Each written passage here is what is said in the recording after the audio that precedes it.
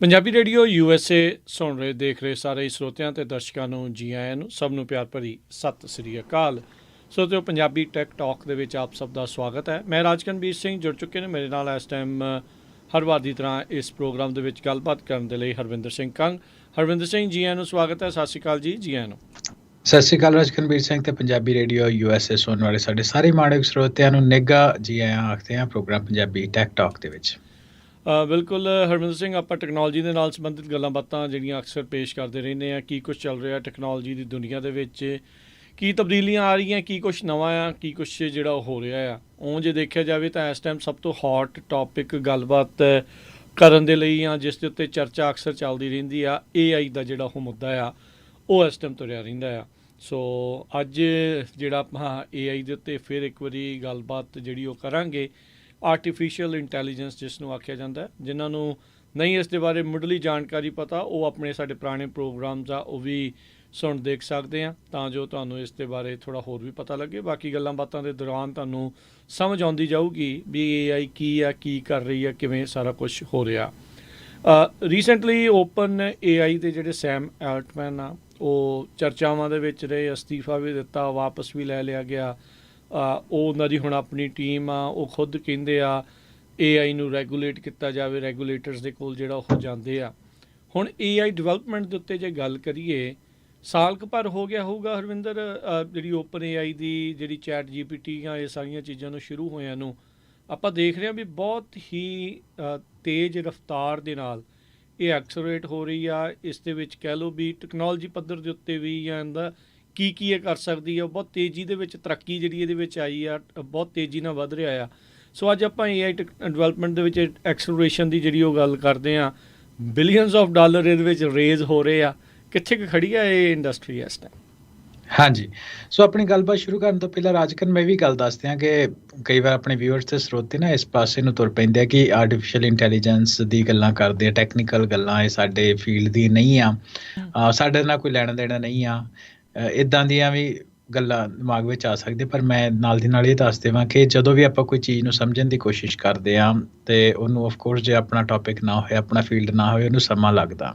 ਸੋ ਉਹਦੇ ਲਈ ਮੇਰੀ ਰਿਕਮੈਂਡੇਸ਼ਨ ਤਾਂ ਇਹੀ ਹੈ ਕਿ ਤੁਸੀਂ ਸੁਣਦੇ ਰਹੋ ਟਾਕ ਸ਼ੋਅ। ਜੇ ਤੁਹਾਨੂੰ ਅੱਜ ਗੱਲਾਂ ਕਈ ਨਹੀਂ ਸਮਝ ਆ ਰਹੀਆਂ, over the period of time ਤੁਹਾਨੂੰ ਸਮਝ ਆਉਣ ਲੱਗ ਜਾਣਗੀਆਂ, ਕਿਉਂਕਿ ਇੰਪੋਰਟੈਂਟ ਹੈ, ਜ਼ਰੂਰੀ ਬਹੁਤ ਆ। ਅਤੇ ਉਹ ਇਹ ਹੈ ਕਿ ਭਾਵੇਂ ਸਾਡਾ ਫੀਲਡ ਹੈਗਾ ਭਾਵੇਂ ਨਹੀਂ ਹੈਗਾ, ਹੈ ਨਾ, ਟੈਕਨੀਕਲ ਫੀਲਡ ਹੈਗਾ ਭਾਵੇਂ ਨਹੀਂ ਹੈਗਾ, ਇਹ ਜਿਹੜੀ ਆਰਟੀਫਿਸ਼ੀਅਲ ਇੰਟੈਲੀਜੈਂਸ ਦਾ ਜ਼ਮਾਨਾ ਆ ਰਿਹਾ, ਇਹਨੇ ਸਾਰਿਆਂ ਨੂੰ ਇੰਪੈਕਟ ਕਰਨਾ।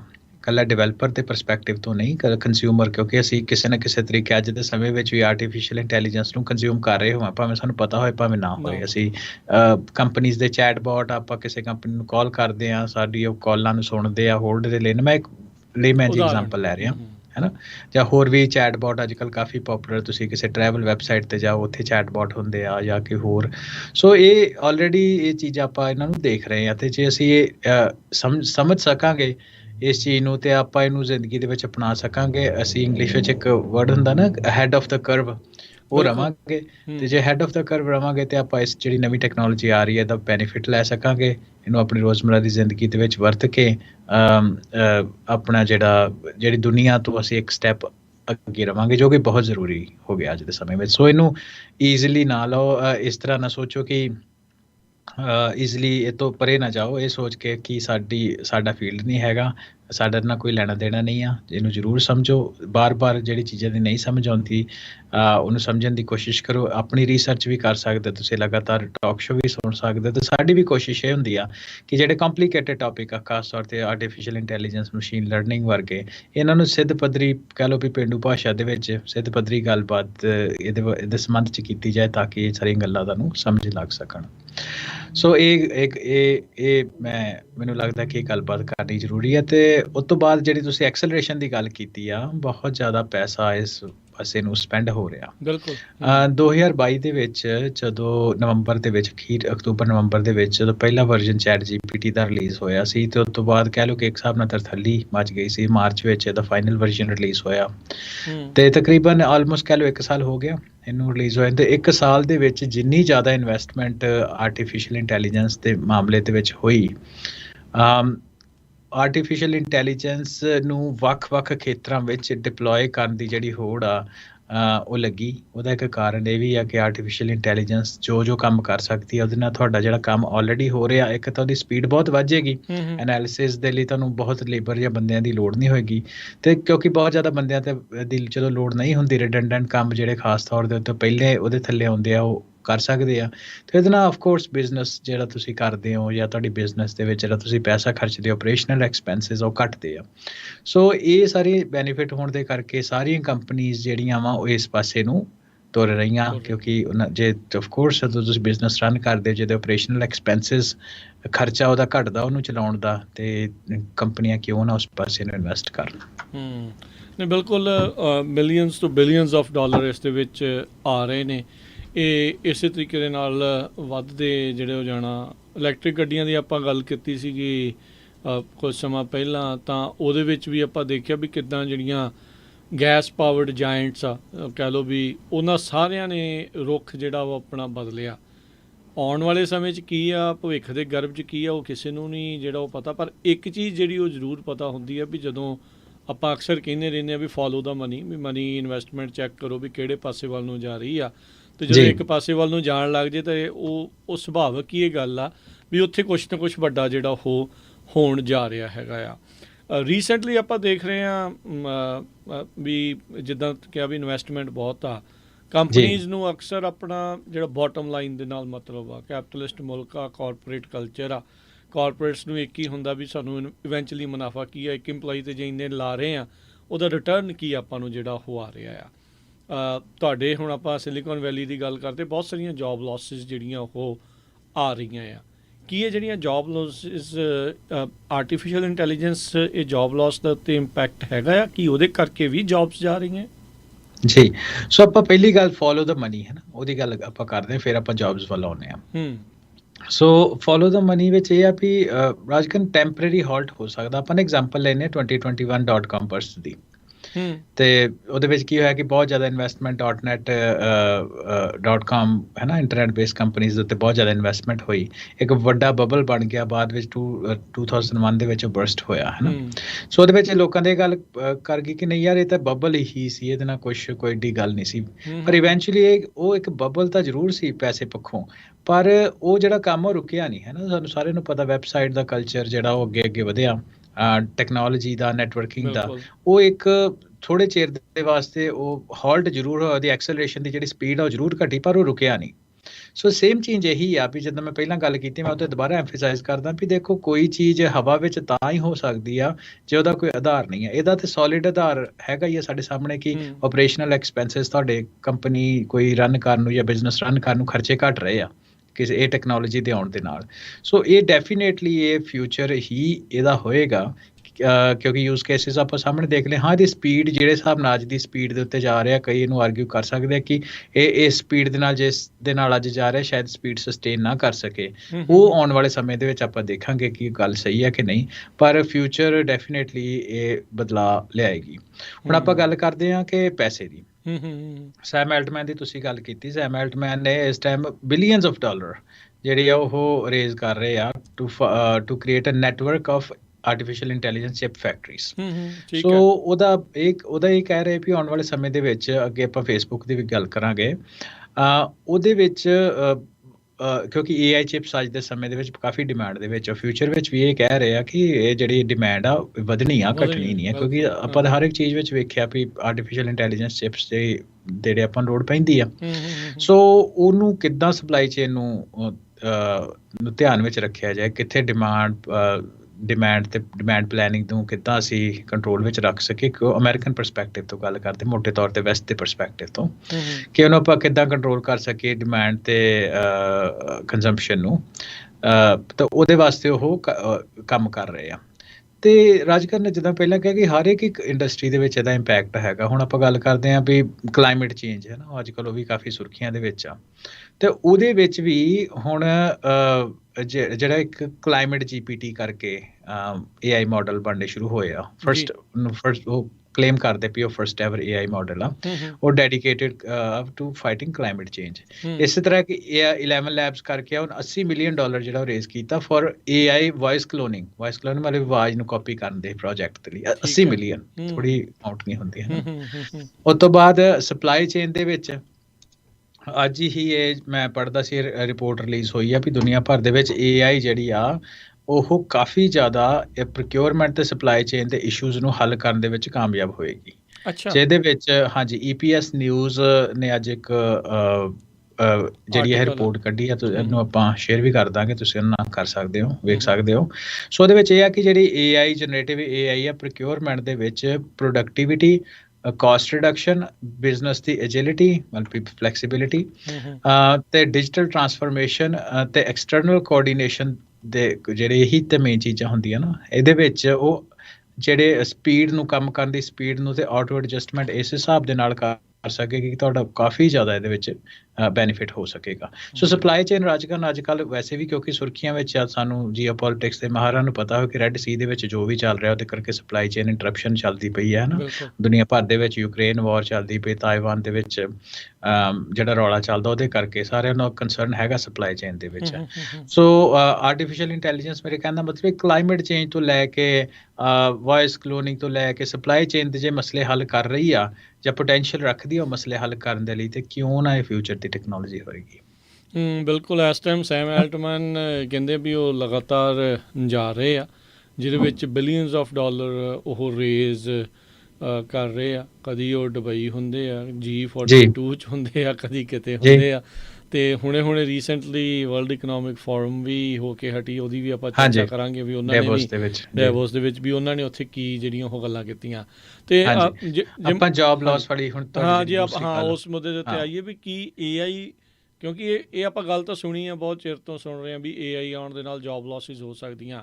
ਰਾਈਟ ਨਾਓ ਤੁਹਾਡੇ ਆਪਣੇ ਸਿਲੀਕਨ ਵੈਲੀ ਦੇ ਵਿੱਚ ਬਹੁਤ ਸਾਰੀਆਂ ਜੌਬ ਲਾਸਿਸ ਹੋ ਰਹੀਆਂ, ਕਿ AI ਵੀ ਇੱਕ ਫੈਕਟਰ ਹੈਗਾ ਉਹ ਜੌਬ ਲਾਸਿਸ ਦਾ? ਹਾਂਜੀ, ਇੰਟਰਸਟਿੰਗਲੀ ਰਾਜਕਰਨ ਤੁਸੀਂ ਗੱਲ ਦੇਖੋ ਨਾ ਤੇ ਇੱਕ ਪੈਟਰਨ ਨੂੰ ਆਪਾਂ ਦੇਖ ਲਈਏ। ਪੈਟਰਨ ਉਹਦੇ 'ਚ ਇਹ ਆ ਕਿ ਸਾਰੀਆਂ ਜਦੋਂ ਇਕੋਨਮੀ ਡਾਊਨ ਹੋਈ ਆ ਆਲਮੋਸਟ ਹਰੇਕ ਫੀਲਡ ਦੇ ਵਿੱਚ ਜੌਬ ਲਾਸਿਸ ਹੋਏ ਆ, ਦੇਖਿਆ ਹੈ ਨਾ। ਪਰ ਜੇ ਤੁਸੀਂ ਟੈਕ ਦੀ ਗੱਲ ਕਰੋ ਤਾਂ ਟੈਕ ਵਿੱਚ ਜਿਹੜੇ ਜੌਬ ਲਾਸਿਸ ਆ ਉਹ ਵੇਵਸ ਦੇ ਵਿੱਚ ਹੋਏ ਆ, ਹੈ ਨਾ, ਇੱਕ ਤੋਂ ਬਾਅਦ ਹੈ ਨਾ। ਚਲੋ ਇੱਕ ਇਹਨੂੰ ਇਸ ਤਰ੍ਹਾਂ ਵੀ ਕਰ ਸਕਦੇ ਆ, ਕਈ ਕੰਪਨੀਆਂ ਨੂੰ ਆਪਾਂ ਜਾਣਦੇ ਨੇ 5 ਰਾਊਂਡ ਹੋ ਚੁੱਕੇ ਆ ਜੌਬ ਲਾਸ ਦੇ, ਹੈ ਨਾ। ਪਰ ਉਹ ਸਟਿਲ ਬਿਜ਼ਨਸ ਦੇ ਵਿੱਚ ਹੈਗੇ ਆ ਇੰਨੇ ਜੌਬ ਲਾਸ ਹੋਣ ਦੇ ਬਾਵਜੂਦ। ਮੈਂ ਇਹਦੇ ਵਿੱਚ ਖਾਸ ਤੌਰ ਤੇ ਐਗਜ਼ਾਮਪਲ ਲਵਾਂ ਵੀ ਵੱਡੇ ਗੂਗਲ ਨੇ ਤਾਂ ਇੱਥੋਂ ਤੱਕ ਕਹਿ ਦਿੱਤਾ ਵੀ ਅਜੇ ਅਸੀਂ ਬਸ ਨਹੀਂ, ਆਉਣ ਵਾਲੇ ਟਾਈਮ ਦੇ ਵਿੱਚ ਵੀ ਤੁਹਾਡੇ ਜੌਬ ਲਾਸ ਹੋਣਗੇ, ਜਦ ਕਿ ਟੈਕ ਸੈਕਟਰ ਦੇ ਵਿੱਚ ਅਸੀਂ ਇਹ ਦੇਖਿਆ ਕਿ ਬਿਜ਼ਨਸ ਜਿਹੜਾ ਉਹ ਪਿਕਅਪ ਕਰ ਰਿਹਾ, ਹੈ ਨਾ। ਆਲਰੇਡੀ ਅਸੀਂ ਉਹਦੇ ਸਾਈਨਸ ਦੇਖ ਰਹੇ ਆ। ਪਰ ਫਿਰ ਵੀ ਗੂਗਲ ਵਰਗੀ ਵੱਡੀ ਕੰਪਨੀ ਕਹਿੰਦੀ ਕਿ ਜੌਬ ਲਾਸਿਸ ਅਜੇ ਇੱਥੇ ਖਤਮ ਨਹੀਂ ਆ, ਜੇ ਹੋਰ ਹੋਣਗੇ, ਜਦ ਕਿ ਉਹ ਅੱਜ ਵੀ ਸਮੇਂ ਦੇ ਵਿੱਚ ਵੀ ਦੇਖੋ ਤੇ ਉਹ ਪ੍ਰੋਫਿਟ ਜਿਹੜਾ ਉਹ ਜਨਰੇਟ ਕਰ ਰਹੇ ਆ। ਠੀਕ ਹੈ। ਸੋ ਫਿਰ ਇਹਨੂੰ ਕਈ ਵਾਰ ਅਸੀਂ ਹੈ ਨਾ 2+2 = 4 ਬਣਾ ਲਈਦਾ ਚੀਜ਼ਾਂ ਨੂੰ। ਸੋ ਆਪਾਂ ਗੱਲਾਂ ਕਰਦੇ ਹਾਂ Google, Amazon, Twitch, Discord, Unity, Duolingo, ਹੈ ਨਾ, ਇਹ ਸਾਰੀਆਂ ਟੈਕ ਕੰਪਨੀਜ਼ ਆ। ਇਹਨਾਂ ਦੇ ਜਿਹੜੇ ਹੁਣ ਤੱਕ 5500 ਦੇ ਕਰੀਬ ਜੌਬ ਲਾਸਿਸ ਹੋ ਚੁੱਕੇ ਆ 2024 ਦੇ ਵਿੱਚ, 3 ਹਫ਼ਤਿਆਂ ਵਿੱਚ ਹੀ ਟੈਕ ਕੰਪਨੀ। ਇਹ ਸਾਰੀਆਂ AI ਦੇ ਕਰਕੇ ਗਈਆਂ? ਹਾਂਜੀ, ਹੁਣ ਉਹਦੇ ਬਾਰੇ ਅਸੀਂ ਗੱਲ ਕਰਦੇ ਹਾਂ, ਹੈ ਨਾ। ਸੋ ਇਹਦੇ ਵਿੱਚ ਅਸੀਂ ਜਦੋਂ ਮੈਂ ਕਿਹਾ 2+2 = 4 ਅਸੀਂ ਕਰ ਲਈਦਾ। ਸੋ ਇਹ ਜਿਹੜੀ ਜੌਬਸ ਜਿਹੜੀਆਂ ਅੱਜ ਜਾ ਰਹੀਆਂ, ਬਹੁਤ ਇਹਨਾਂ 'ਚੋਂ ਜੌਬਸ ਵਾਪਸ ਮੁੜਨੀਆਂ ਨਹੀਂ ਆ। ਸੋ ਜਿਹੜੇ ਕਾਫੀ ਰਿਡੰਡੈਂਟ ਕੰਮ, ਜਿੱਦਾਂ ਆਪਾਂ ਪਹਿਲਾਂ ਕਿਹਾ, ਹੁਣ ਕੰਪਨੀਜ਼ ਦੇ ਵਿੱਚ ਵੀ ਤੁਸੀਂ ਜਿਹੜੇ ਟੂਲਸ ਵਰਤਦੇ ਆ, ਸੌਫਟਵੇਅਰ ਟੂਲਸ ਵਰਤਦੇ ਆ, ਉਹਨਾਂ ਦੇ ਵਿੱਚ ਆਰਟੀਫਿਸ਼ੀਅਲ ਇੰਟੈਲੀਜੈਂਸ ਕਰ ਚੁੱਕੀ ਆ। ਸੋ ਕਾਫੀ ਜਿਹੜੇ ਕੰਮ ਖਾਸ ਤੌਰ ਤੇ ਡੇਟਾ ਐਨਾਲਿਸਿਸ ਦੇ, ਮਾਡਲਿੰਗ ਦੇ, ਆਲਮੋਸਟ ਹਰ ਇੱਕ ਫੀਲਡ ਦੇ ਵਿੱਚ ਜਿਹੜਾ ਕੰਮ ਆ ਉਹ ਆਰਟੀਫਿਸ਼ੀਅਲ ਇੰਟੈਲੀਜੈਂਸ ਸਾਂਭ ਰਹੀ ਆ ਹੌਲੀ। ਸਭ ਤੋਂ ਪਹਿਲਾਂ ਜਿਹੜੇ ਸਿੰਪਲ ਟਾਸਕ ਹੁੰਦੇ ਆ, ਸਕੈਜੂਲਿੰਗ ਵਗੈਰਾ ਹੋ ਗਈ ਜਾਂ ਹੋਰ ਕੰਮ, ਉਹ ਆਰਟੀਫਿਸ਼ੀਅਲ ਇੰਟੈਲੀਜੈਂਸ ਨੇ ਤੁਹਾਡੇ ਕਰ ਦੇਣੇ ਆ। ਉਸ ਤੋਂ ਬਾਅਦ ਹੋਰ ਕੰਪਨੀਜ਼ ਦੇ ਕੰਪਲੀਕੇਟਿਡ ਟੌਪਿਕ ਵੀ, ਜਿੱਦਾਂ ਛੋਟੇ-ਮੋਟੇ ਕੋਡ ਲਿਖਣੇ, ਹੈ ਨਾ। ਸੋ ਇਹ ਵੀ ਜਿਹੜੇ ਮਾਡਲਸ ਆ ਉਹ ਬਣ ਰਹੇ ਆ, ਤੇ ਉਹਦੇ ਕਰਕੇ ਜਿਹੜੀਆਂ ਜੌਬਸ ਆ, ਟੈਕ ਜੌਬਾਂ ਜਿਹੜੀਆਂ ਹੁਣ ਗਈਆਂ, ਇਹ ਮੁੜਨੀਆਂ ਸਾਰੀਆਂ ਦੀ ਸਾਰੀਆਂ ਨੂੰ ਅਸੀਂ ਐਕਸਪੈਕਟ ਕਰਦੇ ਵੀ ਸਾਰੀਆਂ ਮੁੜਨੀਆਂ ਨਹੀਂ ਆ। ਸੋ ਡੈਫੀਨੇਟਲੀ ਇਹਦੇ ਉੱਤੇ AI ਦਾ ਇੰਪੈਕਟ ਇਹ ਜੌਬ ਲਾਸਿਸ ਦੇ ਉੱਤੇ ਹੈਗਾ, ਭਾਵੇਂ ਕਿ ਸਪੈਸੀਫਿਕਲੀ ਇਹਨਾਂ 'ਚੋਂ ਕੋਈ ਵੀ ਕੰਪਨੀ ਇੱਦਾਂ ਦੇ ਕਲੇਮ ਨਹੀਂ ਕਰਦੀ ਕਿ AI ਕਰਕੇ ਜਿਹੜੀਆਂ ਜੌਬਾਂ ਗਈਆਂ, ਕਿਉਂਕਿ ਇੱਦਾਂ ਕਦੇ ਵੀ ਕੰਪਨੀਜ਼ ਨਹੀਂ ਕਰਦੀਆਂ ਹੁੰਦੀਆਂ ਬੈਡ ਪ੍ਰੈਸ ਕਰਕੇ ਜਾਂ ਹੋਰ ਕਾਰਨਾਂ ਕਰਕੇ। ਸੋ ਪਰ ਆਪਾਂ ਮੋਟੇ ਤੌਰ ਦੇ ਉੱਤੇ ਆਪ ਇਹਦਾ ਐਨਾਲਿਸਿਸ ਕਰਨਾ ਹੋਵੇ ਤਾਂ ਇਹ ਗੱਲ ਸਹਿਜੇ ਅਸੀਂ ਪਤਾ ਕਰ ਸਕਦੇ ਹਾਂ। ਸੋ ਇਹਦੇ ਬਾਰੇ ਆਪਾਂ ਹੋਰ ਡੇਟਾ ਵੀ ਦੇਖ ਲੈਂਦੇ ਹਾਂ। ਆਪਾਂ ਵਰਲਡ ਇਕਨੋਮਿਕ ਫੋਰਮ ਦੇ ਡੀਟੇਲਡ ਅਸੀਂ ਪਿਛਲੀ ਵਾਰ ਐਨਾਲਿਸਿਸ ਕੀਤਾ ਤੇ ਦੁਬਾਰਾ ਕਰਾਂਗੇ ਨਵੇਂ ਦਾ ਜੀ। ਤੇ ਉਹਦੇ ਵਿੱਚ ਹੈ ਨਾ ਜੌਬ ਲਾਸਿਸ ਬਾਰੇ ਖਾਸ ਰਿਪੋਰਟ ਕੱਢੀ ਸੀ। ਤਾਂ ਹੁਣ IMF ਇੰਟਰਨੈਸ਼ਨਲ ਮੋਨਿਟਰੀ ਫੰਡ ਨੇ ਵੀ ਇੱਕ ਰਿਪੋਰਟ ਕੱਢੀ ਹੈ ਜਿਹੜੀ ਪ੍ਰੈਡਿਕਟ ਕਰਦੀ ਕਿ 40% ਦੀ ਜੌਬ ਲਾਸ ਜਿਹੜੀ ਆ ਆਰਟੀਫਿਸ਼ੀਅਲ ਇੰਟੈਲੀਜੈਂਸ ਤੇ ਕਰਕੇ ਆਉਣ ਵਾਲੇ ਸਮੇਂ ਦੇ ਵਿੱਚ ਹੋਏਗੀ। ਜੀ। So that's a big number ਹਾਂਜੀ ਵੀ ਲਾਈਕ 40% ਜੌਬਸ ਸਿੱਧੀਆਂ ਉਸ ਦੇ ਉੱਤੇ ਅਸਰ AI ਜਿਹੜੀ ਉਹ ਪਾਉਣ ਜਾ ਰਹੀ ਆ। ਜੀ ਕੁਝ ਜੌਬਸ ਜਿਹੜੀਆਂ ਉਹ ਡੈਫੀਨੇਟਲੀ ਇੱਦਾਂ ਦੀਆਂ ਵੀ ਜਿਹੜੀਆਂ ਚਲੀਆਂ ਗਈਆਂ ਮੁੜ ਕੇ ਜਿਹੜੀਆਂ ਉਹ ਨਹੀਂ ਆਉਣੀਆਂ ਹੈਗੀਆਂ। ਤੇ AI ਦੀ ਐਕਸਲਰੇਸ਼ਨ ਦੀ ਗੱਲ ਕੀਤੀ, ਬਿਲੀਅਨਸ ਆਫ ਡਾਲਰ ਇਹਦੇ ਵਿੱਚ ਇੰਜੈਕਟ ਹੋ ਰਹੇ ਆ। ਸੋ ਕੀ ਦੇਖ ਰਿਹਾ ਫਿਰ ਜੌਬਸ ਨੂੰ ਲੈ ਕੇ? ਕਈ ਵਾਰੀ ਬੰਦੇ ਨੂੰ ਲੱਗਦਾ ਵੀ ਸ਼ਾਇਦ ਆਪਾਂ ਨੂੰ ਕਿਤੇ ਡਰਾ ਤਾਂ ਨਹੀਂ ਰਹੇ, ਕਿਤੇ ਇੰਨਾ ਬਲੀਕ ਫਿਊਚਰ ਆ ਜਾਂ ਕਿੱਦਾਂ ਆ?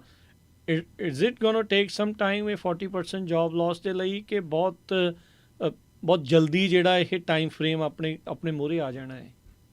ਇਹ ਜੀ ਡਿਪੈਂਡ ਕਰਦਾ ਤੁਸੀਂ ਕਿੱਦਾਂ ਦਾ ਕੰਮ ਕਰਦੇ ਹੋ, ਹੈ ਨਾ। ਥੋੜਾ ਐਕਸਪੈਂਡ ਕਰੋ ਇਹਦੇ ਤੇ ਗੱਲ ਨੂੰ। ਹਾਂਜੀ। ਸੋ ਮੈਨੂੰ ਇਹ ਲੱਗਦਾ ਕਿ ਆਪਾਂ ਤੇ ਡੈਡੀਕੇਟਿਡ ਟਾਕ ਸ਼ੋ ਵੀ ਕਰਾਂਗੇ। ਆਪਾਂ ਜਿਹੜੀ ਜੌਬਸ ਵਰਲਡ ਇਕਨੋਮਿਕ ਫੋਰਮ ਦੀ ਆਪਣੀ ਗੱਲਬਾਤ ਸੀ 1 ਘੰਟੇ ਦੀ, ਉਹਦੇ ਵਿੱਚ ਅਸੀਂ ਇਹਦੇ ਬਾਰੇ ਡਿਟੇਲ 'ਚ ਗੱਲਾਂ ਕੀਤੀਆਂ ਕਿ ਕਿਹੜੀ ਜੌਬਸ ਪਹਿਲਾਂ ਇੰਪੈਕਟ ਹੋਣਗੇ, ਕਿਹੜੀਆਂ ਬਾਅਦ 'ਚ ਹੋਣਗੀਆਂ। ਤੇ ਜ਼ਰੂਰੀ ਇਹ 40% ਜੌਬ ਲਾਸ ਦਾ ਡੇਟਾ ਠੀਕ ਆ, ਪਰ ਨਾਲ ਦੀ ਨਾਲ ਆਰਟੀਫਿਸ਼ੀਅਲ ਇੰਟੈਲੀਜੈਂਸ ਕਰਕੇ ਕਈ ਜੌਬਾਂ ਕ੍ਰੀਏਟ ਵੀ ਹੋਣੀਆਂ, ਨਵੀਆਂ ਵੀ ਬਣਨੀਆਂ, ਹੈ ਨਾ। ਪਰ ਜੇ ਨੈਟ ਵੇਖਿਆ ਜਾਏ ਤੇ ਨੈਟ ਪਿਕਚਰ ਜਿਹੜੀ ਆ ਤੁਹਾਡੀ ਗੱਲ ਉਹ ਬਲੀਕ ਹੀ ਰਹਿਣੀ ਆ। ਜੇ 40% ਲਾਸ ਹੋਊਗਾ ਤੇ ਮੇ ਵੀ 15-20% ਜਨਰੇਟ ਹੋਣਗੀਆਂ, ਪਰ ਉਹ ਸੇਮ ਜੌਬਸ ਨਹੀਂ ਹੋਣੀਆਂ ਨਾ। ਸੇਮ ਜੌਬਸ ਨਹੀਂ ਹੋਣੀਆਂ। ਹਾਂਜੀ, ਉਹਦੇ ਉੱਤੇ ਮੈਂ ਆ ਰਿਹਾ। AI ਵਾਲੀ ਜਿਹੜੀ ਜੌਬ ਆ ਉਹਦੇ ਲਈ ਤੁਹਾਡਾ ਸਕਿੱਲ ਹੀ ਟੋਟਲੀ ਡਿਫਰੈਂਟ ਚਾਹੀਦਾ, ਜਿਹੜੀ ਹੁਣ ਆਪਾਂ ਰੈਗੂਲਰ ਕੋਈ ਕਰਦੇ ਹਾਂ। ਸਕਿੱਲ ਤੇ ਰਾਜਕਰਨ ਉੱਥੇ ਹੀ ਕੱਲ ਦੁਬਾਰਾ ਮੁੱਕਦੀ ਨਾ ਕਿ ਜਿੱਥੋਂ ਤੱਕ ਰਿਡੰਡੈਂਟ ਜੌਬਾਂ ਜਿਹੜੀਆਂ ਹੈਗੀਆਂ ਉਹ ਜਾਣੀਆਂ ਹੀ ਜਾਣੀਆਂ, ਹੈ ਨਾ। ਜਿਹਦੇ ਵਿੱਚ ਕ੍ਰਿਟੀਕਲ ਥਿੰਕਿੰਗ, ਜਿਹਦੇ ਵਿੱਚ ਤੁਸੀਂ ਆਪਾਂ ਗੱਲ ਕਰਦੇ ਹਾਂ ਕਿ ਇਨੋਵੇਟਿਵ, ਹੈ ਨਾ, ਪਲੈਨਿੰਗ, ਸਕੋਪਿੰਗ, ਇੱਦਾਂ ਦੀ ਜਿਹੜੀ ਚੀਜ਼ਾਂ ਜਿਹਦੇ ਵਿੱਚ ਸੌਫਟ ਸਕਿੱਲਸ ਦੇ ਰਿਲੇਟਿਡ, ਹੈ ਨਾ, ਕਮਿਊਨੀਕੇਸ਼ਨ, ਇਹ ਸਾਰੀਆਂ ਜਿਹੜੀ ਚੀਜ਼ਾਂ ਜੇ ਤੁਹਾਡੇ ਕੋਲ ਹੋਣਗੀਆਂ ਤੇ ਫਿਰ ਮੈਨੂੰ ਲੱਗਦਾ ਕਿ ਅਜੇ ਤਾਂ ਫਿਊਚਰ ਆਪਣਾ ਸਿਕਿਉਰ ਹੀ ਆ ਉਹਨਾਂ ਲੋਕਾਂ ਦਾ, ਕਿਉਂਕਿ ਇਵੈਂਚੁਅਲੀ ਜਿਹੜੇ ਆਰਟੀਫਿਸ਼ੀਅਲ ਇੰਟੈਲੀਜੈਂਸ ਉਹਨਾਂ ਨੂੰ ਵੀ ਤਾਂ ਚਲਾਉਣ ਵਾਲੇ ਬੰਦੇ ਹੀ ਹੁੰਦੇ ਨਾ। ਸੋ ਜੇ ਤਾਂ ਤੁਸੀਂ ਪ੍ਰੌਂਪਟ ਦੇਣ ਵਾਲੇ ਤਾਂ ਜੇ ਇਨਸਾਨ ਹੀ ਆ। ਹਾਂਜੀ, ਉਹ ਤਾਂ ਇਨਸਾਨ ਹੀ ਰਹਿਣੇ ਆ। ਇਹ ਨਹੀਂ ਵੀ ਸਾਈ-ਫਾਈ ਵਾਲੀ ਗੱਲ ਨਹੀਂ ਵੀ ਉਹਨਾਂ ਨੂੰ ਰੋਬੋਟਿਕਸ ਇਜ਼ ਗੋਣਾ ਟੇਕ ਓਵਰ। ਉਹ ਤਾਂ ਚੱਲ ਮੂਵੀਜ਼ ਵਿੱਚ ਹੀ ਹੁੰਦਾ, ਪਰ ਟੈਕਨੀਕਲੀ ਗੱਲ ਇਹ ਆ ਕਿ ਜਦੋਂ ਅਸੀਂ ਮਾਰਕੀਟ ਦੀ ਗੱਲ, ਤੁਸੀਂ ਕੈਪੀਟਲਿਸਟ ਸੋਸਾਇਟੀ ਦੀ ਗੱਲ ਕੀਤੀ, ਉਹਦੇ ਵਿੱਚ ਹੈ ਨਾ ਸਾਰਾ ਕਾਸਟ ਦੇ ਉੱਤੇ, ਕੈਪੀਟਲ ਉੱਤੇ ਮੇਨ ਚੀਜ਼ ਹੁੰਦੀ ਆ। ਪੈਸੇ ਸੇਵ ਹੋ ਰਹੇ ਆ ਤੇ ਕੰਪਨੀਜ਼ ਨੂੰ ਕਿਉਂ ਪਿਆ ਵੀ ਲੋਕਾਂ ਨੂੰ ਹਾਇਰ ਕਰਨਗੇ ਜੇ ਮਸ਼ੀਨਾਂ ਹੀ ਉਹਨਾਂ ਦਾ ਉਹ ਕੰਮ ਕਰ ਦੇਣ, ਹੈ ਨਾ। ਸੋ ਇਹ ਗੱਲ ਬੜੀ ਸਿੰਪਲ, ਇਹਨੂੰ ਬਿਲਕੁਲ ਸਿੰਪਲ ਤਰੀਕੇ ਦੇ ਨਾਲ ਇੱਦਾਂ ਦੇਖਣਾ ਚਾਹੀਦਾ। ਹੁਣ ਜਿਹੜੇ ਨਵੀਆਂ ਜੌਬਾਂ ਕ੍ਰੀਏਟ ਹੋਣਗੀਆਂ ਉਹਦੇ ਲਈ ਆਪਾਂ ਇੱਕ ਡੈਡੀਕੇਟਿਡ ਹੋਰ ਵੀ ਟਾਕ ਸ਼ੋ ਕੀਤਾ ਸੀ ਕਿ ਬੱਚਿਆਂ ਨੂੰ ਆਪਾਂ ਕੀ ਕਰੀਏ, ਬੱਚਿਆਂ ਨੂੰ ਕਿੱਦਾਂ ਦੀ ਐਜੂਕੇਸ਼ਨ ਦਈਏ, ਹੈ ਨਾ। ਉਹਦੇ ਬਾਰੇ ਮੈਨੂੰ ਲੱਗਦਾ ਬਾਰ-ਬਾਰ ਗੱਲ ਕਰਨੀ ਚਾਹੀਦੀ ਹੈ। ਤੇ ਆਪਾਂ ਆਪਣੇ ਇਹਦੇ ਵਿੱਚ ਵੀ ਗੱਲ ਕਰਾਂਗੇ ਕਿ ਕੋਸ਼ਿਸ਼ ਇਹ ਰੱਖੋ ਨਿਆਣਿਆਂ ਦੀ ਜਿਹੜੀ ਲਰਨਿੰਗ ਹੋਏ ਉਹ ਬੜੀ ਯੂਨੀਕ ਹੋਏ, ਸਪੈਸੀਫਿਕ ਹੋਏ, ਸਕਰੀਨਾਂ ਤੋਂ ਉਹਨਾਂ ਨੂੰ ਦੂਰ ਰੱਖੋ, ਉਹਨਾਂ ਦੀ ਕ੍ਰਿਟੀਕਲ ਥਿੰਕਿੰਗ, ਐਨਾਲੀਟੀਕਲ ਥਿੰਕਿੰਗ, ਚੀਜ਼ਾਂ ਨੂੰ ਟੱਚ ਕਰਨ ਦੀ, ਹੈ ਨਾ, ਐਕਸਪੋਜਰ ਨਿਆਣਿਆਂ ਦਾ ਵੱਧ ਤੋਂ ਵੱਧ ਹੋਏ ਤਾਂ ਕਿ ਉਹ out of the box thinking ਜਿਹੜੀ ਆ ਉਹ ਡਿਵੈਲਪ ਕਰ ਸਕਣ।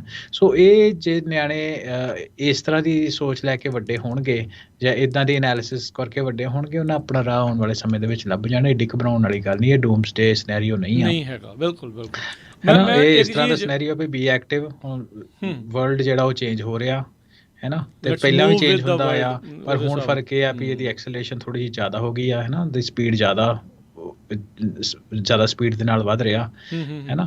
ਸੋ ਇਹ ਸਾਰੀ ਚੀਜ਼ਾਂ ਸਾਨੂੰ ਧਿਆਨ ਰੱਖਣ ਦੀ ਲੋੜ ਹੈ। ਘਬਰਾਉਣ ਵਾਲੀ ਕੋਈ ਗੱਲ ਨਹੀਂ ਹੁੰਦੀ। ਆਪਾਂ ਜਿਹੜੀ ਇੱਥੇ ਬੈਠੇ ਆ ਇਹ ਇਸੇ ਲਈ ਦੱਸਣ ਦੇ ਲਈ ਬੈਠੇ ਆ ਕਿ ਕੀ ਚੇਂਜ ਹੋ ਰਿਹਾ ਤਾਂ ਕਿ ਤੁਸੀਂ ਆਉਣ ਵਾਲੇ ਸਮੇਂ ਦੇ ਵਿੱਚ ਆਪਣੇ ਆਪ ਨੂੰ ਬੈਟਰ ਪ੍ਰੈਪ ਕਰ ਸਕੋ। ਹਾਂ, ਵੀ ਉਸ ਹਿਸਾਬ ਨਾਲ ਤਿਆਰੀ ਜਿਹੜੀ ਉਹ ਰੱਖੋ। ਮੈਂ ਦੇਖ ਰਿਹਾ ਵੀ ਬਹੁਤ ਸਾਰੀਆਂ, ਹੁਣ ਜਦੋਂ ਤੁਸੀਂ ਸੋਸ਼ਲ ਮੀਡੀਆ ਸਕਰੋਲ ਕਰਦੇ ਹੋ ਤਾਂ ਬਹੁਤ ਸਾਰੀਆਂ ਜਿਹੜੀਆਂ ਕੋਰਸਿਸ ਦੇ ਜਿਹੜੇ ਉਹ ਤੁਹਾਨੂੰ ਐਡਸ ਆਉਂਦੀਆਂ ਆ ਡਿਫਰੈਂਟ ਕਾਲਜਿਸ ਦੇ ਆਰਟੀਫਿਸ਼ੀਅਲ ਇੰਟੈਲੀਜੈਂਸ ਦੇ ਨਾਲ ਸੰਬੰਧਿਤ। ਇੱਥੋਂ ਤੱਕ ਕਿ ਆਪਾਂ ਇਲੈਕਟ੍ਰਿਕ ਗੱਡੀਆਂ ਦੀ ਜਦੋਂ ਕਰਦੇ ਸੀਗੇ ਉਹਦੀਆਂ ਵੀ ਬਹੁਤ ਜਿਹੜੀਆਂ ਆਉਂਦੀਆਂ ਵੀ ਉਹਨੂੰ ਠੀਕ ਕਰਨ ਦੇ ਲਈ ਸਪੈਸੀਫਿਕ ਜਿਹੜੇ ਕੋਰਸਿਸ ਆ ਉਹ ਬਣ ਰਹੇ ਆ। ਸੋ ਆਪਾਂ ਨੂੰ ਆਪਣਾ ਨਾਲ ਦੇ ਨਾਲ ਉਸ ਹਿਸਾਬ ਦੇ ਨਾਲ ਜਿਹੜਾ ਸਕਿੱਲ ਆ ਉਸ ਨੂੰ ਕ੍ਰੀਏਟ ਕਰਨਾ ਪੈਣਾ, ਉਸ ਨੂੰ ਹੋਰ ਤਿੱਖਿਆਂ ਕਰਨਾ ਪੈਣਾ, ਤਾਂ ਜੋ ਆਪਾਂ ਸਮੇਂ ਦੀ ਇਸ ਦੌੜ ਦੇ ਵਿੱਚ ਸਮੇਂ ਦੇ ਹਾਣੀ ਬਣ ਸਕੀਏ, ਸਮੇਂ ਦੇ ਹਾਣੀ ਜੜ ਬਣ ਸਕੀਏ। ਸੋ ਤੁਸੀਂ ਇੱਕ ਗੱਲ ਹੋਰ ਕੀਤੀ, ਆਪਾਂ ਉਹਦੇ ਬਾਰੇ ਵੀ ਗੱਲ ਕਰਦੇ ਹਾਂ ਕਿ ਫਿਰ ਇਹ ਗੱਲ ਮਨੀ ਦੀ ਆ ਜਾਂਦੀ ਹੈ, ਡਿਵੈਲਪਮੈਂਟ ਦੇ ਰਿਲੇਟਡ ਹੀ ਗੱਲ ਆ ਜਾਂਦੀ, ਆਪਾਂ ਫੇਸਬੁੱਕ ਦੀ ਗੱਲ ਕਰ ਲੈਂਦੇ। ਫੇਸਬੁੱਕ ਦਾ ਹਾਂਜੀ ਹਰਮਿੰਦਰ, ਆਪਾਂ ਤੇ ਜਿਹੜੀਆਂ ਚਿਪਸ ਨੂੰ ਲੈ ਕੇ, ਕਾਰਡਸ ਨੂੰ ਲੈ ਕੇ ਉਹਦੇ ਤੇ ਆਪਾਂ ਚਰਚਾ ਕਰਦੇ। ਇੱਕ ਬ੍ਰੇਕ ਦਾ ਵਕਤ ਹੋ ਗਿਆ, ਛੋਟੀ ਜਿਹੀ ਬ੍ਰੇਕ, ਤੇ ਬ੍ਰੇਕ ਤੋਂ ਬਾਅਦ ਦੇ ਵਿੱਚ ਆਪਾਂ ਮੁੜਦੇ ਹਾਂ। ਜੁੜੇ ਰਹਿਣਾ ਇੱਦਾਂ ਪੰਜਾਬੀ ਰੇਡੀਓ USA ਦੇ ਨਾਲ, ਗੱਲਬਾਤ ਪੰਜਾਬੀ ਟੈਕ ਟਾਕ ਦੇ ਵਿੱਚ ਚੱਲ ਰਹੀ ਹੈ। ਬ੍ਰੇਕ ਤੋਂ ਬਾਅਦ ਇੱਕ ਵਾਰੀ ਫਿਰ ਆਪ ਸਭ ਦਾ ਸਵਾਗਤ ਹੈ। ਸਰੋਤਿਓ, ਪ੍ਰੋਗਰਾਮ ਚੱਲ ਰਿਹਾ ਜੀ ਪੰਜਾਬੀ ਟੈਕ ਟਾਕ। ਮੈਂ ਰਾਜਕਨਵੀਰ ਸਿੰਘ, ਜੁੜੇ ਹੋਏ ਨੇ ਹਰਵਿੰਦਰ ਸਿੰਘ ਕੰਗ। ਹਰਵਿੰਦਰ ਸਿੰਘ ਜੀ, ਇਹਨੂੰ ਸਵਾਗਤ ਹੈ ਇੱਕ ਵਾਰੀ ਫਿਰ। ਸਤਿ ਸ਼੍ਰੀ ਅਕਾਲ ਜੀ।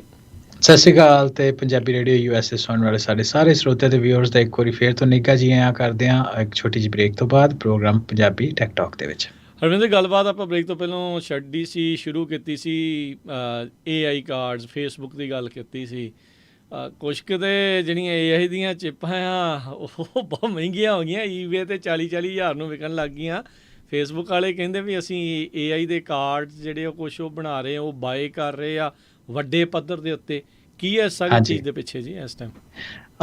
ਇਹ ਡਿਵੈਲਪਮੈਂਟ ਦੇ ਨਾਲ ਰਿਲੇਟਡ ਹੀ ਹੈ। ਸਾਨੂੰ ਸਾਰਿਆਂ ਨੂੰ ਪਤਾ ਕਿ $10 ਬਿਲੀਅਨ ਫੇਸਬੁੱਕ, ਆਪਾਂ ਬਾਰ-ਬਾਰ ਗੱਲ ਕਰਦੇ, $10 ਬਿਲੀਅਨ ਜਿਹੜਾ ਆਰਟੀਫਿਸ਼ੀਅਲ ਇੰਟੈਲੀਜੈਂਸ ਦੇ ਰਿਲੇਟਡ ਮੈਟਾਵਰਸ ਹੈ ਨਾ, ਉਹਦੇ ਉੱਤੇ ਸਪੈਂਡ ਕਰ ਰਹੇ ਹਨ, ਜਾਂ ਹੋਰ ਵੀ ਆਪਣੇ ਜਿਹੜੇ ਉਹਨਾਂ ਦੇ ਇਨਫਰਾਸਟਰਕਚਰ ਡਿਵੈਲਪਮੈਂਟ ਦੇ ਨਾਲ। ਸੋ ਉਹ 4 ਦਿਨ ਪਹਿਲਾਂ ਮੀਡੀਆ ਦੇ ਵਿੱਚ ਆ ਕੇ ਉਹਨਾਂ ਕਿਹਾ ਕਿ ਮਾਰਕ ਜ਼ਕਰਬਰਗ ਹੋਣਾ ਨੇ ਕਿ 2024 ਦੇ ਅਖੀਰ ਤੱਕ ਜਿਹੜਾ ਸਾਡਾ ਕੰਪਿਊਟ ਇਨਫਰਾਸਟਰਕਚਰ, ਕੰਪਿਊਟ ਦਾ ਮਤਲਬ ਕੰਪਿਊਟਰ ਪਾਵਰ ਦੇ ਨਾਲ ਰਿਲੇਟਡ ਹੈ ਨਾ, ਉਹਦੇ ਵਿੱਚ ਅਸੀਂ H100 ਗ੍ਰਾਫਿਕ ਕਾਰਡ ਰੱਖਾਂਗੇ। H100 NVIDIA ਦਾ ਗ੍ਰਾਫਿਕ ਕਾਰਡ ਆ, ਜਿਹਦੀ ਕੀਮਤ 3.5 ਲੱਖ ਹੈ ਇੱਕ ਕਾਰਡ ਦੀ। ਵਾਓ। ਹੈ ਨਾ। ਸੋ ਉਹਦੇ ਵਿੱਚ ਦੱਸਦੇ ਜਾਈਏ ਫॉर ਕੰਟੈਕਸਟ ਕਿ ਜਿਹੜੀ ਫੇਸਬੁੱਕ ਆ ਜਾਂ ਮੈਟਾ ਵਾ, ਉਹਦੀ ਜਿਹੜਾ ਸਪੈਂਡ ਹੈਗਾ ਉਹ ਤਕਰੀਬਨ 94 ਤੋਂ 99 ਬਿਲੀਅਨ ਡਾਲਰ ਸਾਲਾਨਾ ਵਾ। ਠੀਕ ਹੈ। ਸੋ ਉਹਦੇ ਵਿੱਚ ਜਿਹੜੇ ਤੁਸੀਂ ਗੱਲ ਕੀਤੀ ਕਿ ਜਿਹੜੇ eBay ਦੇ ਉੱਤੇ 40-40 ਹਜ਼ਾਰ ਦੇ ਚਿਪਸ ਆ, ਉਹ ਅੱਜ ਕੱਲ੍ਹ ਕਾਫੀ ਹਾਈ ਡਿਮਾਂਡ ਦੇ ਵਿੱਚ ਆ। ਉਹਦਾ ਇਹ ਮੰਨਿਆ ਜਾ ਰਿਹਾ ਕਿ ਸ਼ਾਇਦ ਉਹਦਾ 6ਵਾਂ ਜਿਹੜਾ ਹਿੱਸਾ ਉਹ ਇਕੱਲੀ ਫੇਸਬੁੱਕ ਹੀ ਕੰਜ਼ਿਊਮ ਕਰ ਰਹੀ ਆ ਆਉਣ ਵਾਲੇ ਸਮੇਂ ਦੇ ਵਿੱਚ।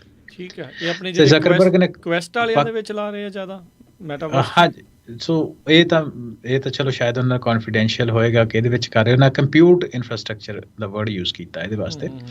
ਸੋ ਉਹਨਾਂ ਅਕਤੂਬਰ ਵਿੱਚ ਵੀ ਇਹ ਕਿਹਾ ਸੀ ਪਿਛਲੇ ਸਾਲ 2023 ਦੇ ਵਿੱਚ ਕਿ 2024 ਦੇ ਵਿੱਚ, ਐਂਡ ਬਾਏ ਦ ਵੇ ਇਕੱਲਾ ਮੈਟਾ ਜ਼ਕਰਬਰਗ ਜਾਂ ਮੈਟਾ ਦੀ ਗੱਲ ਨਹੀਂ, ਸਾਰੀਆਂ ਆਲਮੋਸਟ ਕੰਪਨੀਜ਼ ਨੇ ਇਹ ਕਿਹਾ ਸੀ ਕਿ ਜਿਹੜੀ ਸਾਡੀ ਬਿਗੇਸਟ ਇਨਵੈਸਟਮੈਂਟ 2024 ਚ ਹੋਏਗੀ ਉਹ ਹੋਏਗੀ engineering and computer resources related to AI। ਠੀਕ ਹੈ। ਠੀਕ ਆ।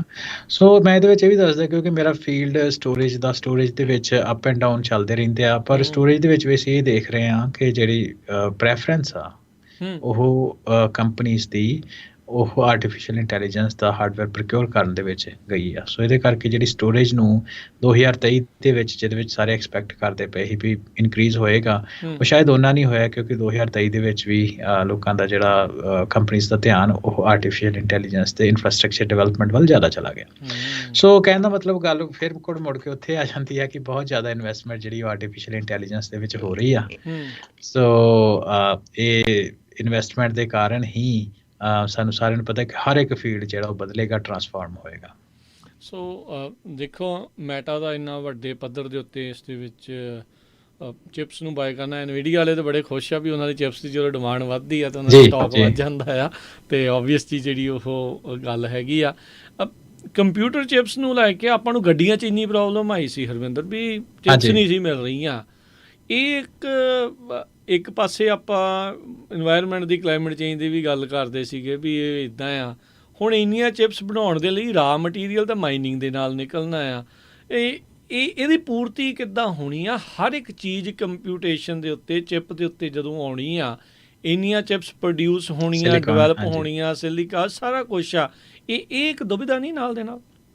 ਜੀ ਬਿਲਕੁਲ ਹੈਗੀ ਆ, ਉਹਦੇ ਵਿੱਚ ਕੋਈ ਦੋ ਰਾਵਾਂ ਨਹੀਂ ਆ, ਪਰ ਹੁਣ ਗੱਲ ਤੇ ਸਾਰੀ ਡਿਮਾਂਡ ਦੀ ਹੈ ਨਾ, ਜੇ ਡਿਮਾਂਡ ਹੈਗੀ ਹੈ ਲੋਕੀ ਪੈਸੇ ਦੇਣ ਨੂੰ ਰਾਜੀ ਆ, ਡਾਲਰ ਸਪੈਂਡ ਕਰਨ ਨੂੰ ਰਾਜੀ ਆ, ਤੇ ਜਿੱਦਾਂ ਮਰਜ਼ੀ ਹੋਏ ਮਹਿੰਗੀਆਂ ਚਿਪਸ ਲੈ ਲੈਣਗੇ, ਮੇਰੇ ਉਹ ਤਾਂ ਲੋਕਾਂ ਕ੍ਰੀਏਟ ਤਾਂ ਕਰ ਲੈਣ। ਪਰ ਉਸ ਫੀਲਡ ਦੇ ਵਿੱਚ ਵੀ ਕਾਫੀ ਟਰਾਂਸਫਾਰਮ ਹੋ ਰਿਹਾ। ਅੱਜ ਕੱਲ੍ਹ ਜਿਹੜੀਆਂ ਚਿਪਸ ਆ ਉਹਦੇ over the period of time, ਜਿੱਥੇ ਕਾਫੀ ਜ਼ਿਆਦਾ ਗੋਲਡ ਤੇ ਹੋਰ ਪ੍ਰੈਸ਼ੀਅਸ ਮੈਟਲ ਲੱਗਦੇ ਸੀ, over the period of time ਉੱਥੇ ਹੁਣ ਜਿੱਥੇ ਮਾਈਕਰੋ ਮਿਲੀਮੀਟਰ ਦੀਆਂ ਚਿਪਸ ਹੁੰਦੀਆਂ ਹੈ, ਹੁਣ ਉੱਥੇ 2-3 ਨੈਨੋਮੀਟਰ ਤੱਕ ਜਿਹੜਾ ਕੰਮ ਪਹੁੰਚ ਗਿਆ। ਯਾਨੀ ਕਿ ਜਿੱਥੇ 100 ਚਿਪਸ ਤੋਂ 1000 ਚਿਪਸ ਬਣਦੀਆਂ ਸੀ ਉਹਨਾਂ ਮੈਟਲ ਯੂਜ਼ ਕਰਕੇ, ਸੌਰੀ ਇੱਕ ਚਿਪ ਬਣਦੀ ਸੀ, ਉੱਥੇ ਹੁਣ 1000 ਚਿਪਸ ਬਣ ਜਾਂਦੀਆਂ over the period of time. So technology coffee advance ਹੋਈ ਆ ਉਸ ਸੰਬੰਧ ਦੇ ਵਿੱਚ ਵੀ, ਤੇ ਉਹਦੇ ਵਿੱਚ ਵੀ ਆਲਟਰਨੇਟਿਵ ਜਿਹੜੇ ਆ ਮੈਟਲਸ ਉਹ ਲੱਭੇ ਜਾ ਰਹੇ ਆ, ਤਾਂ ਕਿ ਜਿਹੜੇ ਪ੍ਰੈਸ਼ੀਅਸ ਮੈਟਲ ਆ ਉਹਨਾਂ ਤੋਂ ਜਿਹੜੀ ਡਿਪੈਂਡੈਂਸੀ ਉਹ ਘਟਾਈ ਜਾਏ। ਸੋ ਉਹ ਇੱਕ ਵੱਖਰਾ ਵਿਸ਼ਾ ਜੀ ਜੀ ਬਿਲਕੁਲ। ਸੋ ਇਹ ਤੁਸੀਂ ਦੇਖੋ ਵੀ ਆਰਟੀਫਿਸ਼ੀਅਲ ਇੰਟੈਲੀਜੈਂਸ ਦੇਖੋ ਕਿੱਦਾਂ ਉਹਦੀਆਂ ਜਿਹੜੀਆਂ ਜੜ੍ਹਾਂ ਆ ਹਰ ਇੱਕ ਪਾਸੇ ਫੈਲੀਆਂ ਹੋਈਆਂ, ਚਾਹੇ ਜੋਬਸ ਨੂੰ ਲੈ ਕੇ ਆ, ਚਾਹੇ ਇਸ ਵਾਲੇ ਪਾਸੇ ਨੂੰ ਪ੍ਰੋਕਿਉਰਮੈਂਟ ਨੂੰ ਆ, ਕਿੱਦਾਂ ਆ ਡਿਵੈਲਪਮੈਂਟ ਨੂੰ ਆ, ਹਰ ਇੱਕ ਪਾਸੇ ਜਿਹੜੀ ਇਸ ਦੀ ਇਸ ਟਾਈਮ ਆਪਾਂ ਨੂੰ ਤੁਸੀਂ ਮਾਰ ਕਹਿ ਲਓ ਜਾਂ ਇਸ ਦੇ ਜਿਹੜੇ ਰਿਜ਼ਲਟ ਆ ਜਾਂ ਇਸ ਦੇ ਜਿਹੜੇ ਸਿੱਟੇ ਉਹ ਆਪਾਂ ਨੂੰ ਨਜ਼ਰ ਜਿਹੜੇ ਉਹ ਆ ਰਹੇ ਆ। ਮਾਰ ਤਾਂ ਹਾਂਜੀ ਰਾਜਕਰਨ ਮੈਂ ਉਹ ਵਰਡ ਨਹੀਂ ਯੂਜ਼ ਕਰੂੰਗਾ ਮਾਰ, ਕਿਉਂਕਿ ਉਹਦਾ ਇੱਕ ਕਾਰਨ ਇਹ ਹੈ ਕਿ ਜਿੱਦਾਂ ਮੈਂ ਪਹਿਲਾਂ ਗੱਲ ਕੀਤੀ ਕਿ ਟਰਾਂਸਫਰਮੇਸ਼ਨ ਪਹਿਲਾਂ ਵੀ ਹੁੰਦੀ ਆਈ ਆ, ਇਹ ਹੁਣ ਵੀ ਹੋਣੀ ਆ, ਹੈ ਨਾ।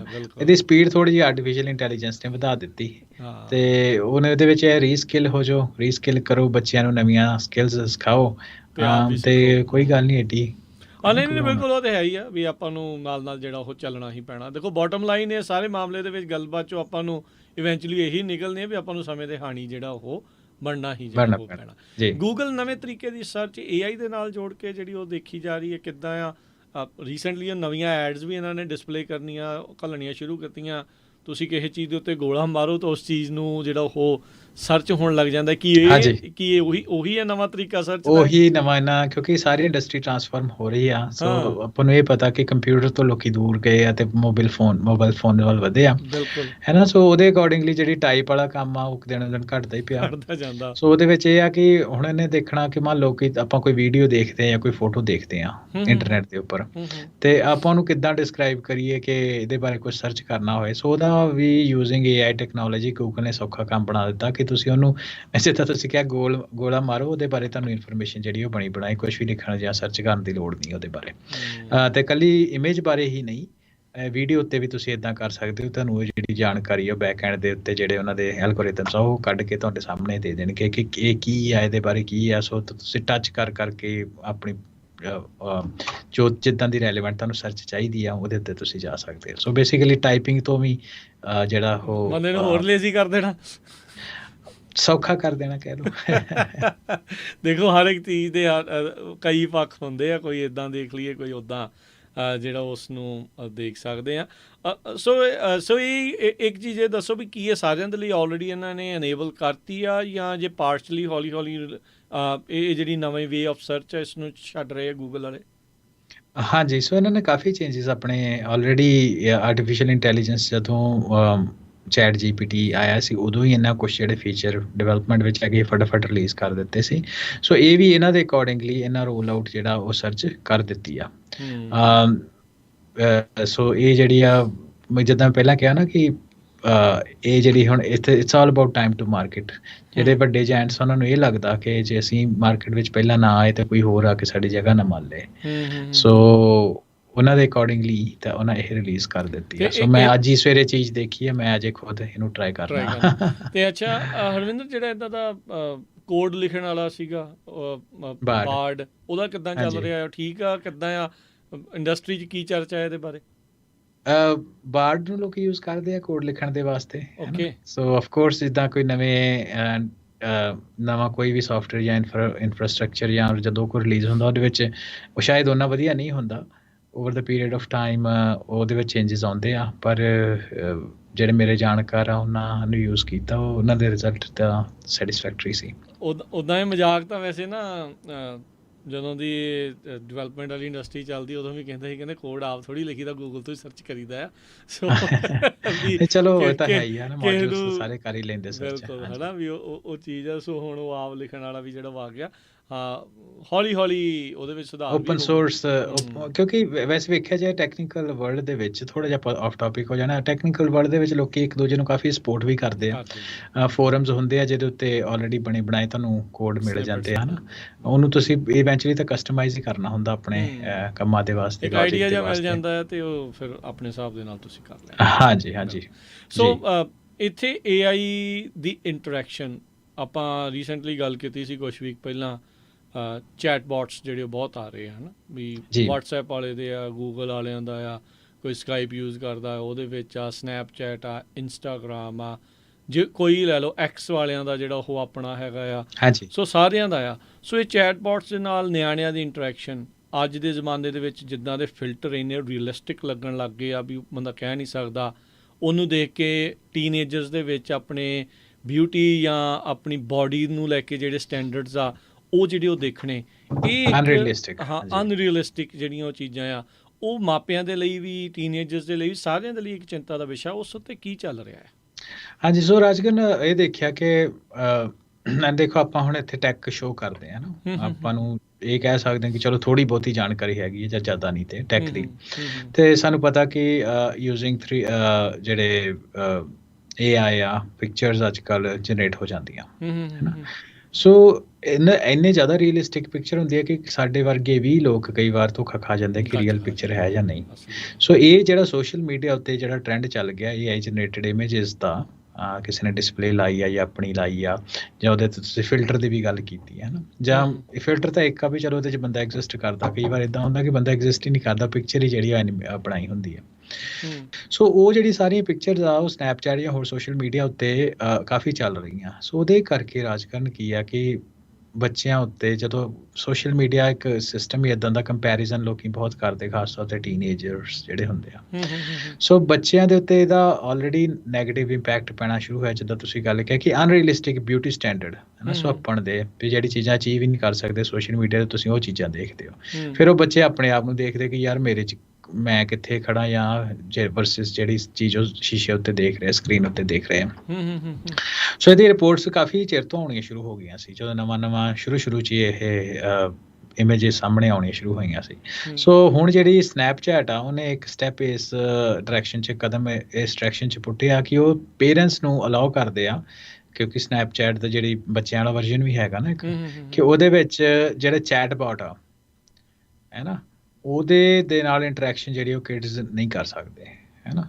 ਸੋ ਕਹਿਣ ਦਾ ਮਤਲਬ ਕਿ ਚੈਟ ਬੋਟ ਨੇ ਤੇ ਫਿਰ ਇਨਫੋਰਮੇਸ਼ਨ ਖੁੱਲੀ ਫ੍ਰੀਲੀ ਦੇਣੀ ਆ ਤੁਹਾਨੂੰ, ਜੋ ਵੀ ਤੁਸੀਂ ਉਹਨੂੰ ਪੁੱਛੋਗੇ, ਤੇ ਕੀ ਪਤਾ ਜਿਹੜੀ ਇਨਫੋਰਮੇਸ਼ਨ ਬੱਚੇ ਉੱਤੋਂ ਸਰਚ ਕਰ ਰਹੇ ਆ ਉਹਨਾਂ ਤੱਕ ਹੈ, ਉਹਨਾਂ ਦੇ ਲਈ ਏਜ ਸੈਂਸਿਟਿਵ ਹੋਏ ਜਾਂ ਨਾ ਹੋਏ, ਉਹਦੀ ਸਟੈਂਡਰਡਸ ਅਜੇ ਨਹੀਂ ਬਣੇ, ਕਿਉਂਕਿ ਫਿਰ ਵੀ ਆਲ ਓਪਨ ਇਨ ਪਬਲਿਕ ਹੀ ਆ। ਸੋ ਉਹ ਸਨੈਪਚੈਟ ਨੇ ਇਹ ਅਪਡੇਟ ਜਿਹੜੀ ਉਹ ਰਿਲੀਜ਼ ਕੀਤੀ ਆ, ਸਟੈਪ ਇਨ ਪੋਜ਼ਿਟਿਵ ਡਾਇਰੈਕਸ਼ਨ ਆ। ਪਰ ਇਹ ਜਿਹੜਾ ਕੰਮ ਆ ਇਹਦੇ ਨਾਲ ਇਹ ਜਿਹੜਾ ਕੰਮ ਇੱਥੇ ਕਿਤੇ ਰੁਕਣ ਵਾਲਾ ਨਹੀਂ, ਕਿਉਂਕਿ ਜੇ ਉੱਥੇ ਨਹੀਂ ਤੇ ਕੋਈ ਗੂਗਲ ਸਰਚ ਕਰ ਲੂਗਾ, ਓਨੈਸਟਲੀ ਮੈਨੂੰ ਇਹ ਲੱਗਦਾ ਹੈ ਨਾ। ਮੈਂ ਤਾਂ ਇਹ ਵੀ ਸੋਚ ਰਿਹਾ ਸੀਗਾ ਵੀ ਨਿਆਣੇ ਆਪਣਾ ਫੋਨ ਫੜਾਉਂਦੇ ਹੀ ਕਦੋਂ ਆ ਪੇਰੈਂਟਸ ਨੂੰ, ਨਾਲੇ ਪੇਰੈਂਟਸ ਨੂੰ ਤਾਂ ਅੱਜ ਕੱਲ੍ਹ ਫੋਨ ਚਲਾਉਣਾ ਜਾਂ ਇੱਦਾਂ ਦੀਆਂ ਚੀਜ਼ਾਂ ਦਾ ਪਤਾ ਕਰਨਾ ਜ਼ਿਆਦਾ ਔਖਾ, ਨਿਆਣੇ ਨਾਲ ਤਾਂ ਉਹਦੇ ਉੱਤੇ ਨਿਕਲ ਜਾਣਾ। ਆਈ ਥਿੰਕ ਇਹਦਾ ਸਾਡੀ ਕਮਿਊਨਿਟੀ ਵਿੱਚ ਇਸ ਤਰ੍ਹਾਂ ਰਾਜ ਕਰਨਾ ਇੱਦਾਂ ਹੀ ਆ ਹੈ ਨਾ, ਵੀ ਆਪਾਂ ਉਹ ਦੇਖਦੇ ਵੀ ਹਾਂ।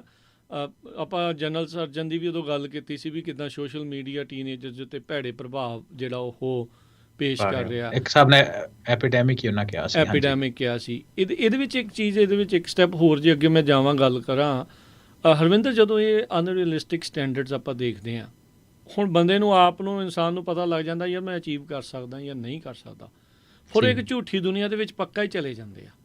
ਨਾ ਉਹ ਮਿਹਨਤ ਕਰ ਸਕਦੇ ਆ ਵੀ ਉਹ ਆਪਾਂ ਉਹ ਅਚੀਵ ਕਰ ਸਕੀਏ, ਕਿਉਂਕਿ ਉਹਨਾਂ ਨੂੰ ਪਤਾ ਵੀ ਇਹ ਅਨਅਚੀਵੇਬਲ ਆ, ਵੀ ਇਹ ਆਪਾਂ ਪਹੁੰਚ ਨਹੀਂ ਸਕਦੇ।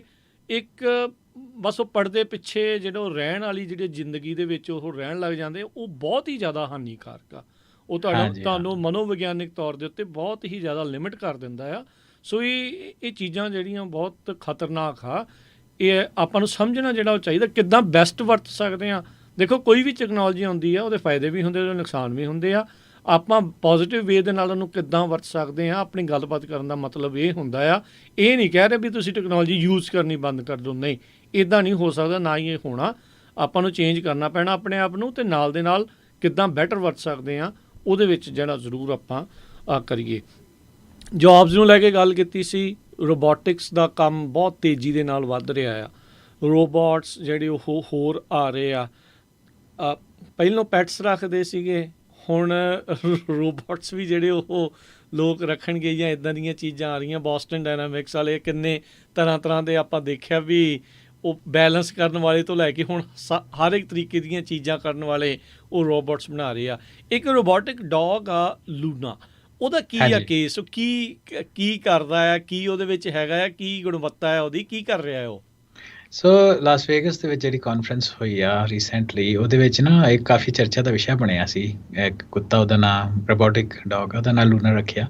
ਉਹ ਆਮ ਕੁੱਤਿਆਂ ਦੇ ਵਾਂਗੂ ਹੀ ਤੁਹਾਡੇ ਆਲੇ ਦੁਆਲੇ ਫਿਰੂਗਾ, ਜੋ ਜਿੱਦਾਂ ਤੁਸੀਂ ਇਹਨੂੰ ਕਹੋਗੇ ਉਦਾਂ ਕਰੂਗਾ, ਜਿੱਦਾਂ ਆਮ ਕੁੱਤੇ ਕਰਦੇ ਹੁੰਦੇ ਆ। ਸੋ ਤੁਹਾਡੇ ਆਲੇ ਦੁਆਲੇ ਤੁਹਾਡੀ ਗੱਲਾਂ ਮੰਨੂਗਾ। ਉਹਨੂੰ ਕਹੋ ਕਿ ਤੁਸੀਂ ਬਾਲ ਫੜ ਕੇ ਲਿਆ ਜਾ, ਜਿੱਦਾਂ ਕੁੱਤਿਆਂ ਨੂੰ ਆਪਾਂ ਕਰਦੇ ਹਾਂ ਉਦਾਂ ਹੀ ਉਹ ਤੁਹਾਡੇ ਲਈ ਉਹ ਕਰੂਗਾ। ਸੋ ਕਹਿਣ ਦਾ ਮਤਲਬ ਇਕੱਲੇ ਬੰਦੇ ਨਹੀਂ, ਕੁੱਤੇ ਵੀ ਰਿਪਲੇਸ ਹੋ ਰਹੇ ਆ ਆਰਟੀਫਿਸ਼ੀਅਲ ਇੰਟੈਲੀਜੈਂਸ ਕਰਕੇ। ਸੋ ਇਹ ਗੱਲ ਆਪਾਂ ਇੱਥੇ ਗੱਲ ਕਰਨੀ ਇਸ ਲਈ ਵੀ ਜ਼ਰੂਰੀ ਸੀ। ਬਹੁਤ ਡਿਟੇਲ 'ਚ ਤਾਂ ਨਹੀਂ ਜਾਣਾ, ਐਵੀਡੈਂਟਲੀ ਕਲੀਅਰ ਹੀ ਆ ਕਿ ਰਿਪਲੇਸਮੈਂਟ ਹੋ ਰਹੀ ਹਰ ਇੱਕ ਚੀਜ਼ ਦੀ। ਸੋ ਉਹਦੇ 'ਚ ਇਹ ਆ ਕਿ ਇਹਦੀ ਜਿਹੜੀ ਆਰਟੀਫਿਸ਼ੀਅਲ ਇੰਟੈਲੀਜੈਂਸ ਤੇ ਰੋਬੋਟਿਕਸ ਦੀ ਆਟੋਮੇਸ਼ਨ ਦੀ ਇਮਰਜਨ ਆਮ ਦੁਨੀਆ ਦੇ ਵਿੱਚ ਕਿਹੜੇ ਹੱਦ ਤੱਕ ਪਹੁੰਚੀ ਹੋਈ ਆ, ਉਸ ਦਾ ਇੱਥੋਂ ਪਤਾ ਲੱਗਦਾ ਆਪਾਂ ਨੂੰ। ਜੀ, ਜਦੋਂ ਆਪਾਂ AI ਦੀ ਗੱਲ ਕਰਦੇ ਹਾਂ ਹਰਵਿੰਦਰ, ਤਾਂ ਫਿਰ ਓਬਵੀਅਸਲੀ ਪੋਲੀਟਿਕਸ ਵੀ ਇਸ ਦੇ ਵਿੱਚ ਨਾਲ ਹੀ ਇਨਵੋਲਵ ਹੁੰਦੀ ਆ। ਇੱਕ ਲੇਟੈਸਟ ਖਬਰ ਦੇ ਮੁਤਾਬਕ ਜਿਹੜੇ ਵਰਜੀਨੀਆ ਦੇ ਹੈਗੇ ਨੇ ਗਵਰਨਰ ਯੰਕਿਨ, ਉਹਨਾਂ ਨੇ ਇੱਕ ਨਵਾਂ ਐਗਜ਼ੈਕਟਿਵ ਆਰਡਰ ਜਿਹੜਾ ਉਹ ਸਾਈਨ ਕੀਤਾ ਆ ਰੀਸੈਂਟਲੀ, ਇਸੇ ਜਨਵਰੀ ਦੇ ਵਿੱਚ ਹੀ। ਅੱਜ ਕੱਲ੍ਹ ਦੇ ਵਿੱਚ ਹੀ ਇਹ ਸਾਰਾ ਕੁਛ ਹੋਇਆ ਆ। ਆਰਟੀਫਿਸ਼ੀਅਲ ਐਜੂਕੇਸ਼ਨ ਗਾਈਡਲਾਈਨਸ ਕਲਾਸਰੂਮ ਦੇ ਲਈ, ਜਿਹਦੇ ਵਿੱਚ ਉਹ ਇੰਪਲੀਮੈਂਟ ਹੋਣਗੀਆਂ। AI ਦੀ ਸਪੈਸ਼ਲ ਪਾਲਿਸੀ ਤੇ ਇਨਫੋਰਮੇਸ਼ਨ ਟੈਕਨੋਲੋਜੀ ਸਟੈਂਡਰਡ। ਉਹ ਕਹਿੰਦੇ ਵੀ ਇੱਕ ਤਾਂ ਅਸੀਂ ਆਪਣੇ ਵਰਜੀਨੀਆ ਦੇ ਰੈਜ਼ੀਡੈਂਟਸ ਨੂੰ ਬਚਾਉਣਾ ਚਾਹੁੰਦੇ ਹਾਂ ਅਤੇ ਬਿਜ਼ਨਸਿਸ ਨੂੰ, ਅਤੇ ਨਾਲ ਦੇ ਨਾਲ AI ਦੀ ਜਿਹੜੀ ਇਨੋਵੇਸ਼ਨ ਦੀਆਂ ਓਪਰਚੁਨਿਟੀਜ਼ ਵੀ ਪ੍ਰੈਜ਼ੈਂਟ ਜਿਹੜੇ ਉਹ ਕਰ ਰਹੇ ਆ।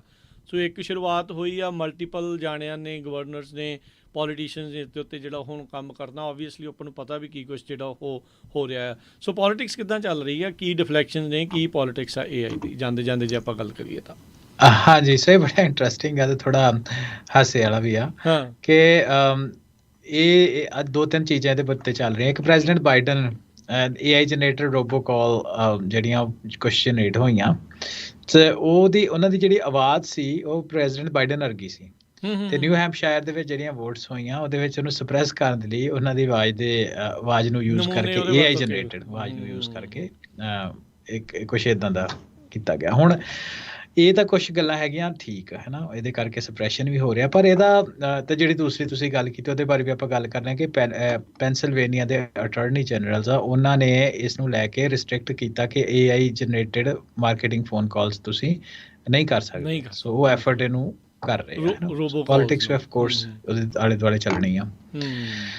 ਸੋ ਉਸ ਤੋਂ ਬਾਅਦ 2024 ਦੀ ਇਲੈਕਸ਼ਨ ਦੇ ਉੱਤੇ ਗੱਲ ਕਰ ਰਹੇ ਆ ਕਿ ਆਰਟੀਫਿਸ਼ੀਅਲ ਇੰਟੈਲੀਜੈਂਸ, ਇਹ ਵਾਸ਼ਿੰਗਟਨ ਪੋਸਟ ਦੀ ਖਬਰ ਆ, ਅੱਜ ਦੀ ਖਬਰ ਇਨਫੈਕਟ, ਕਿ AI ਡੀਪ ਫੇਕ ਜੋ ਦਾ ਜ਼ਮਾਨਾ ਜਿਹੜਾ ਚੱਲ ਰਿਹਾ, ਉਹਦੇ ਵਿੱਚ 2024 ਦੇ ਵਿੱਚ ਇਹ ਕਾਫੀ ਜ਼ਿਆਦਾ ਇਹਦਾ ਇੰਪੈਕਟ ਹੋਏਗਾ।